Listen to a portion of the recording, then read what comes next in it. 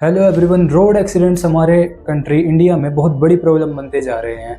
इस द हिंदू की रिपोर्ट को देखिए जिसमें साफ साफ दिसंबर 2025 का डाटा कहता है कि 485 पीपल जो है वो रोज़ अपनी जान रोड एक्सीडेंट्स में गंवा रहे हैं। अभी कुछ ही समय पहले हमने सेक्टर 150 नोएडा में एक 27 साल के इंजीनियर ने अपनी जान गंवाई एक कंस्ट्रक्शन साइट में गिर के। उसके तुरंत बाद जनकपुरी का केस हमारे सामने आया जहाँ एक बाइक ड्राइवर ने अपनी जान गंवाई एक खड्डे में गिर के जब कंस्ट्रक्शन हो रहा था रोड पे। और अब जो है 3 फरवरी को खबर आई है कि एक 17 साल के बच्चे ने अपनी एसयूवी से एक बाइक सवार को कुचल दिया उसकी, जिसमें मौत हो गई।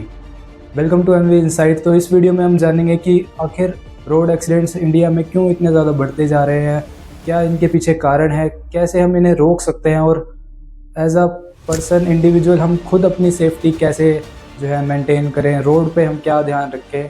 इस वीडियो में हम सभी के ऊपर बात करेंगे।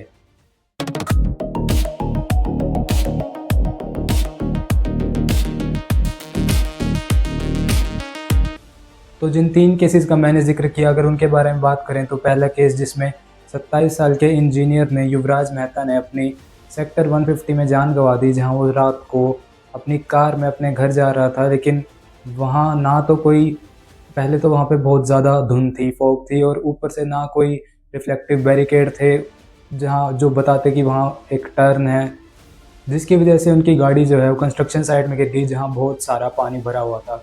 लेकिन इस केस में सबसे ज़्यादा जो आयरॉनिक बात है वो ये कि पहले जो सिस्टम में गलतियां थी उनकी वजह से वो गिर तो गए, लेकिन वो 90 मिनट तक ज़िंदा भी रहे।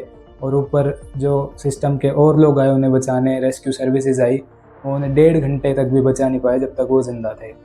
इस केस में सबसे बुरा यही था कि एक इंसान अकेले मर जाए तो भी कोई सोच सकता है, लेकिन जब किसी इंसान के पास उम्मीद है कि वो बच सकता है और वो उस उम्मीद में ही मर जाए तो इससे बुरा तो क्या होगा। जहां अपनी रेस्क्यू फोर्सेस के पास एसेंशियल इक्विपमेंट ही नहीं थे कि वो उसे बचा सकें।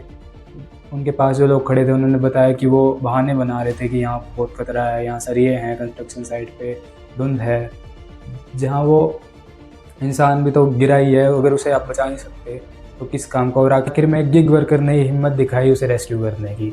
उसे नीचे बचाने के लिए नहीं तैयार, जबकि उनके पास सेफ्टी जैकेट भी थी, छोटी नाप भी थी, रस्सा भी था, कोई भी उसे बचाने के लिए नहीं था। लास्ट जब मैं फ्लिपकार्ट में काम करता हूँ तो मैं 1:45 में मेरा ऑर्डर बाजा ली ग्रांड को, तो मैं यहाँ तो मैं देखता हूँ तो वो जो है ड्रामे कर रहे थे कि ठंडा पानी है, इसमें सरिया है, हमारे लग जाएगी। मैंने 2 मिनट देखे, मैं कहीं ड्रामा क्या कर रहे हैं। मैंने बोला तुम बाहर आओ, मैं जाता हूँ। और इसी के बाद दिल्ली के जनकपुरी में 25 साल के कमल ध्यानी जो एक प्राइवेट बैंक में काम करते थे, उनकी एक रोड एक्सीडेंट में जान चली गई। जहां एक रोड पर सीवर का काम चल रहा था और बहुत ज़्यादा गहरा खड्डा खोदा हुआ था, जहां ना कोई वार्निंग लाइट थी ना कोई बैरिकेड था, और बाइक चलाते चलाते वो उस खड्डे में गिर गए जहां उनकी मौत हो गई। और इसमें भी एक जो दुख की बात है, वो अपने पेरेंट्स की जो है एनिवर्सरी थी उस दिन, वो उसी के लिए जा रहे थे, केक उनका घर पे इंतज़ार कर रहा था और सिस्टम की वजह से वो वहीं पे उनकी जान चली गई। वहीं तीसरा केस आता है जहाँ पे एक अंडर एज 17 साल का लड़का अपनी स्कॉर्पियो चलाते हुए एक 23 साल के बाइक राइडर को कुचल देता है, जिसमें उसकी जान चली जाती है। और वहीं जो साहिल था जिसकी जान चली गई इस घटना में, उनकी मदर जो है वो जस्टिस मांगती हैं। उनका एक बहुत इमोशनल वीडियो सामने आता है जहाँ वो एक दावा करती है कि वो जो 17 साल का लड़का था वो अपनी छोटी बहन के साथ अपनी कार में रील बनाने निकला था, और जिसके चलते ही उसकी लापरवाही के चलते, उसके पेरेंट्स की लापरवाही के चलते जो है उनके बेटे साहिल की जान चली गई। जहां जब जुवेनाइल जस्टिस बोर्ड के सामने उस 17 साल के लड़के को पेश किया गया तो पहले तो उसे जेल में ले जाया गया और उसे बड़े ही आसानी से अपने बोर्ड एग्ज़ाम्स 10वीं के बोर्ड एग्ज़ाम्स देने के लिए बेल मिल गई। अगर पहले 2 इंसिडेंट्स पर ध्यान से जो एनालाइज़ किया जाए तो वो आपको साफ दिखेगा कि इसमें किसी भी ड्राइवर की गलती नहीं थी, ना कोई वो रैश ड्राइविंग कर रहे थे, ना कोई बहुत स्पीड में चला रहे थे, लेकिन साफ साफ जो है सिस्टम की गलती थी। जहाँ प्रॉपर कोई साइन बोर्ड नहीं है, ना कहीं रोड पे प्रॉपर लाइटिंग है, अंधेरा सारी जगह होता है। हम आसपास भी देखते हैं कि बहुत जगह पे प्रॉपर लाइटिंग नहीं होती, रोड्स पे गड्ढे जो हैं वो खुले छोड़ दिए जाते हैं।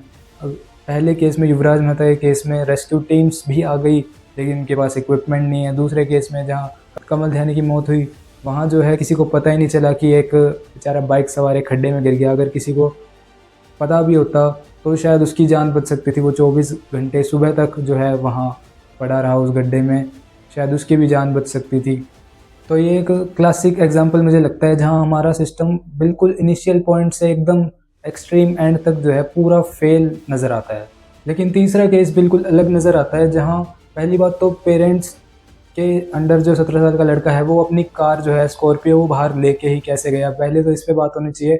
और ये चीज़ जो है मेरे को लगता है बहुत नॉर्मलाइज होती जा रही है इंडिया में कि जो छोटे छोटे बच्चे हैं अपनी स्कूटियाँ लेके, बाइक लेके, कार लेके निकल जाते हैं, जहाँ आराम से आप अपने आसपास देख सकते हैं कि कैसे 12-12, 13-13 साल के छोटे छोटे बच्चे जो हैं एक्टिवा तो बिल्कुल नॉर्मल हो चुकी है छोटे बच्चों के लिए चलाना।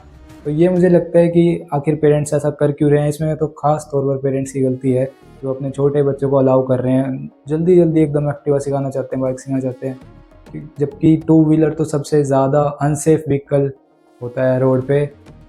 तो इसमें एज ए सिटीज़न हमारी रिस्पॉन्सिबिलिटी बनती है कि हम अपने यंगर सिबलिंग्स या छोटे भाई बहनों या छोटे बच्चों को जो है जल्दी से उन्हें बाइक, एक्टिवा ना चलाना सिखाएं और ना ही उनको चलाने के लिए अलाउ करें। और ये सिर्फ बाकियों की सेफ्टी के लिए नहीं है बल्कि उनकी खुद की सेफ्टी के लिए भी है। और जहाँ सिस्टम की बात करें तो मुझे एक ही सॉल्यूशन नज़र आता है जिससे मेजॉरिटी रोड एक्सीडेंट्स जो हैं वो बच सकते हैं होने से। जैसे कि कमल ध्यानी के केस में वहाँ पर जब इन्वेस्टिगेशन हुई तो बोला कि जल विभाग की गलती है, कोई बोलता है म्यूनिसिपल कॉर्पोरेशन की, कोई जो लेबर वहाँ काम कर रहे थे उनकी गलती है, या जिस पुलिस की ड्यूटी लगी थी कोई उन पे जो है ब्लेम करता है। तो ये वैसे ही सिनेरियो है जहाँ आप किसी गवर्नमेंट ऑफिस में जाते हैं, कोई काम करवाने, वो बोलता है उस डेस्क पर जाओ, उस डेस्क पर जाओ, उस डेस्क पर जाओ, आपको पास करते रहते हैं और आखिर में आप उसी डेस्क पर आ जाते हैं जहाँ आप स्टार्टिंग में थे। तो ये वही बात है कि जब तक आप अपनी रिस्पॉन्सिबिलिटी पास करते रहेंगे तो आखिर में आपको ब्लेम भी पास करना पड़ेगा, क्योंकि अगर हर बंदा अपनी ड्यूटी सिर्फ ईमानदारी से करे तो मुझे लगता है सारे काफ़ी मेजॉरिटी रोड इंसिडेंट्स भी ठीक हो सकते हैं और काफ़ी चीज़ें हमारी कंट्री में बेहतर हो सकती हैं। और तब तक के लिए आप अपनी सेफ्टी का ध्यान रखें, जो आपके हाथ में चीज़ें हैं उन पर ध्यान रखें। नाइट ड्राइविंग जब कर रहे हो तब स्पीड कम रखें, फॉग में गाड़ी ध्यान से चलाएं, हेलमेट और सीट बेल्ट का हमेशा ध्यान रखें, वो लगा के रखें। और सबसे ज़रूरी बात कि जब भी आप कोई रोड पे हज़ार्डस थिंग देखें, जैसे कोई पोर्ट होल देखें, गहरा खड्डा, जहाँ साइन बोर्ड होना चाहिए वहाँ नहीं है, ऐसी चीज़ें जब भी देखें तो कोशिश करें कि लोकल अथॉरिटीज़ को जो है रिपोर्ट करें, ताकि किसी और की जान ना जाए, किसी और की जान क्या पता आपकी वजह से जो है वो बच जाए। This is an insight where you pause, think and understand. अगर आपको ये वीडियो थोड़ा भी अच्छा लगा हो, इन्फॉर्मेशनल लगा हो, तो प्लीज़ वीडियो को लाइक कर दीजिएगा, चैनल को सब्सक्राइब कर दीजिएगा और शेयर भी कर दीजिएगा। Thank you.